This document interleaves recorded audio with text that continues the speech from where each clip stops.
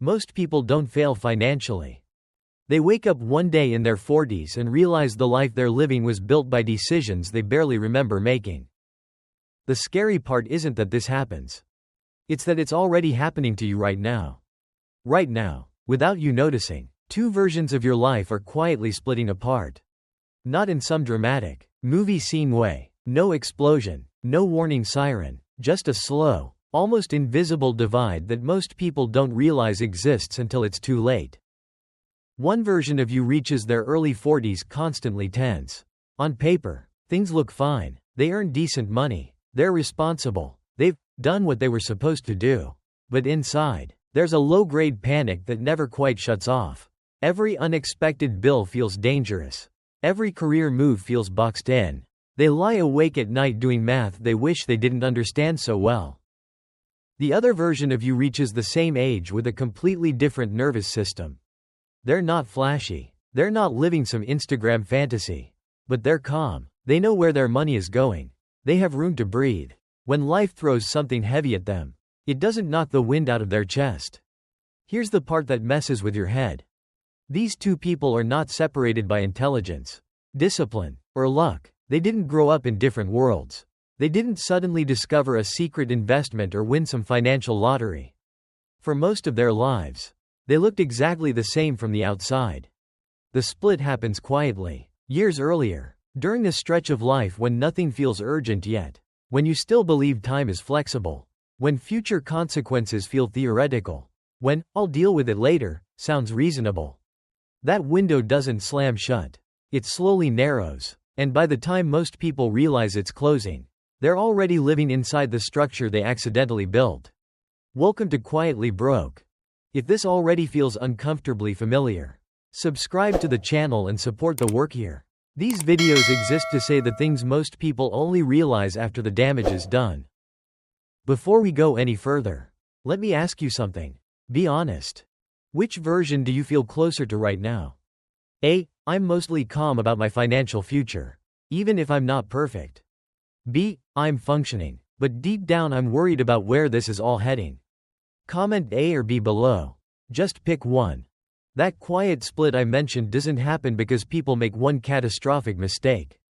It happens because most of us misunderstand what our 30s are actually for. Somewhere along the way, we absorbed the idea that this decade is still practice, that we're allowed to drift a little longer, that real life, real responsibility, and real financial seriousness can wait until later. The problem is that later arrives whether you're ready or not. Your 30s are the last decade where flexibility still exists in meaningful amounts. You can still change direction. You can still recover from mistakes. You can still absorb setbacks without everything collapsing at once. But that flexibility is not permanent. And it doesn't disappear gradually. It evaporates. Around 40, life stops spacing out its demands. They arrive together. Careers stop being about potential and start being about output. You're expected to perform, not experiment. At the same time, family pressure increases. Kids need more than love. Parents need more than advice. And your own body begins sending subtle reminders that energy, focus, and resilience are no longer infinite resources. This is why 40 isn't just another birthday. It's financial halftime, not in a motivational sense, but in a mathematical one. If the average life runs roughly 80 years, then this is the point where the first half of your decisions stop compounding quietly and start showing up loudly in your day-to-day reality. What makes this dangerous is that most people don't experience financial failure as a collapse. They experience it as a slow tightening. One obligation becomes two. One payment becomes a permanent line item. One compromise turns into a pattern. Nothing feels urgent enough to change, but everything feels heavy enough to drain you. You're not drowning, but you're constantly treading water. And here's the part no one says out loud. Hoping to figure it out later is still a decision. It's just one you don't feel responsible for until the bill comes due. By the time responsibilities stack and margin disappears, rebuilding your financial life becomes dramatically harder. Not impossible, but heavier, slower, more painful than it ever needed to be. This isn't about panic or regret. It's about recognizing that the construction phase doesn't last forever. What you build in this window becomes the structure that holds you up. or pins you down, for decades. And once you see that clearly, you can't unsee it. Once you accept that this phase of life is about construction, the next question becomes unavoidable. What exactly are you building? And how fragile is it? Most financial stress doesn't come from not making enough money. It comes from living inside a system that cracks the moment pressure shows up. And pressure always shows up. The people who seem calm later in life aren't calmer because they're luckier. They're calmer because their financial structure was designed to absorb impact instead of amplifying it. The first piece of that structure is intention. Most people never decide what enough actually looks like for them. They chase an invisible standard shaped by social media, coworkers, and cultural noise, without a clear definition of what matters. Spending becomes reactive. You upgrade because everyone else is upgrading. You add expenses because they feel normal. Over time, your life becomes more expensive without becoming more meaningful. Stress creeps in, not because you're irresponsible, but because your money is serving expectations you never consciously chose. Then there's debt, not as a moral failure, but as a mechanical problem. Debt turns future effort into fixed obligations. It narrows your ability to respond to change. When life is light, debt feels manageable. When life gets heavy, it becomes an anchor. It forces decisions under pressure. It keeps you in jobs you've outgrown. It quietly converts flexibility into anxiety. People argue endlessly about good versus bad debt. But lived experience is simpler. The more debt you carry, the fewer options you have when it matters most. Credibility within the system is another piece people misunderstand. A strong credit profile isn't about loving debt. It's about leverage. It's about being trusted on favorable terms when borrowing makes sense, and having the ability to walk away when it doesn't. The difference between cheap access and expensive access compounds over decades. It shows up in housing, transportation, and opportunity. You don't feel it all at once, but you pay for it slowly, quietly, and relentlessly. And then there's liquidity. Cash doesn't impress anyone. It doesn't signal success. It doesn't make for interesting conversations. But it does something far more valuable. It buys time. Time to think. Time to wait. Time to make decisions from a place of logic instead of fear. Emergency funds don't exist to optimize returns. They exist to prevent bad decisions made under stress. They turn chaos into inconvenience and panic into patience. When these pieces come together, something subtle but powerful happens. Fragility disappears. You stop living one surprise away from disaster. You stop needing everything to go right for your life to function. Your nervous system settles, not because life is easy, but because your foundation is solid enough to handle reality. This is the part most people skip because it's unglamorous. There's no dramatic payoff, no external validation, but it's also the part that quietly determines whether future opportunities feel exciting or terrifying. Before money can give you freedom, it has to give you stability. Before growth matters, survival has to stop being a concern. This foundation doesn't make you rich. It makes you unbreakable enough to move forward without fear. And once that fear is gone, the entire game changes. Once fear stops dominating every decision, space opens up for something most people never experience with money: leverage. This is the moment where the conversation shifts from survival to trajectory. Up to now, everything has been about removing fragility, stabilizing your footing, and making sure one bad month doesn't undo years of effort. But stability alone isn't the goal. Stability is the platform that allows time to finally start working for you instead of against you. Most people think investing is about intelligence or timing.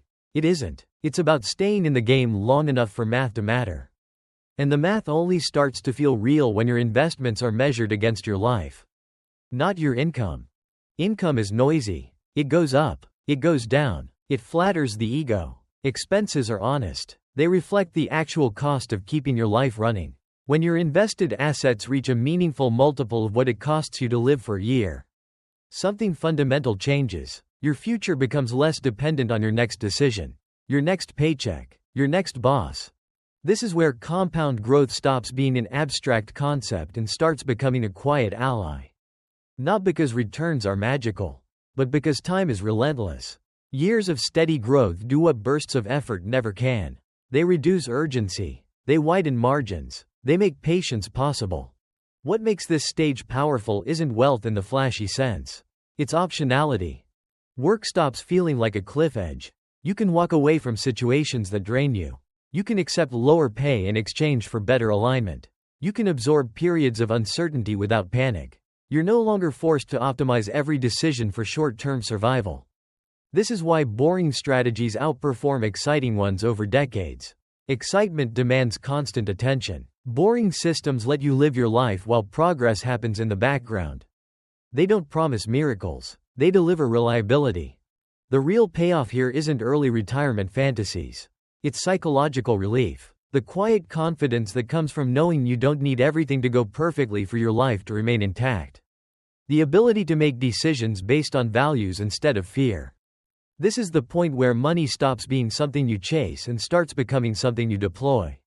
Not recklessly, but deliberately. You gain the ability to say no without explaining yourself.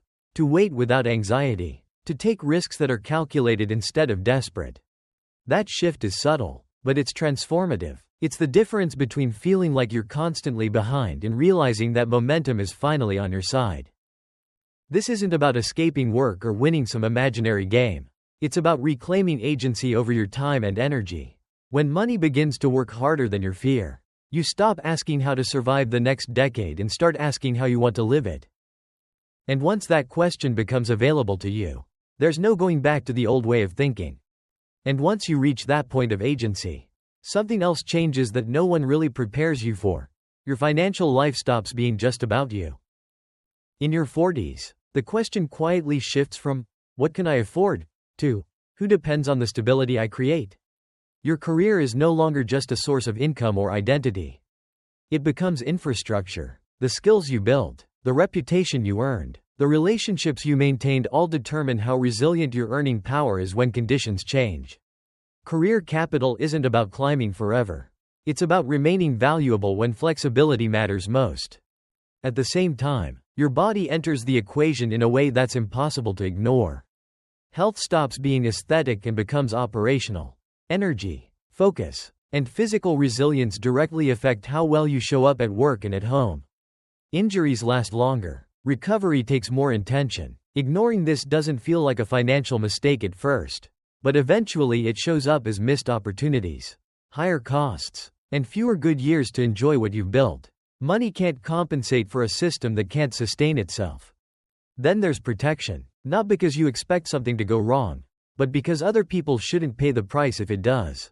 Life insurance, basic estate planning, and clear instructions aren't pessimistic. They're acts of consideration. They reduce chaos during moments when the people you love will already be overwhelmed.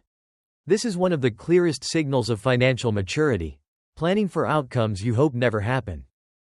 And finally, there's the conversation most people avoid until it's forced on them. Aging parents, finances, expectations, risks, not out of fear, but out of respect for reality. Avoiding these conversations doesn't prevent problems. It just guarantees they arrive unannounced, at the worst possible moment. This is the transition most people don't realize they're making. You move from independence to stewardship, from optimizing for yourself to absorbing uncertainty for others, from reacting to life to quietly stabilizing it. None of this requires perfection. It requires foresight. Your future self isn't asking for brilliance or heroics. They're asking for fewer emergencies, fewer forced choices, fewer nights spent worrying about things that could have been handled earlier. You can't control every outcome, but you can decide whether your life amplifies chaos or absorbs it. Whether the people around you feel the shock of every disruption, or barely notice because you planned ahead. Years from now, you won't remember every decision you made, but you will live inside the results of them. And the version of you that gets there will know whether you took responsibility when it still counted. If there's one thread running through everything you've just heard, it's this: financial outcomes are rarely the result of dramatic moments. They're the result of quiet patterns repeated for years. Most people don't end up stressed, trapped, or burned out because they failed. They end up there because they drifted. They postponed clarity. They delayed structure. They treated time as if it were unlimited, and money as if it would somehow sort itself out later. And later arrived with more responsibility, less flexibility, and far higher stakes. The deeper lesson here isn't about money at all. It's about agency, the ability to choose your response instead of being forced into one. Agency comes from reducing fragility early, while change is still affordable. It comes from building margin when life is calm, not scrambling for it when life gets heavy. Applied to your life today. This doesn't mean doing everything at once. It means asking better questions. What expenses don't actually improve my life? What obligations am I carrying out of habit instead of intention? What systems would make future problems smaller instead of louder? Small, deliberate changes made now compound into relief later. That's what this channel, Quietly Broke, is really about. Not panic, not hustle, quiet responsibility. Before the noise begins.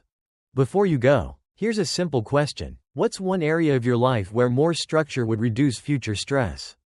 Comment below and share your perspective so others can learn from it too. And if this resonated with you, please subscribe to the channel. Your support helps keep these conversations going.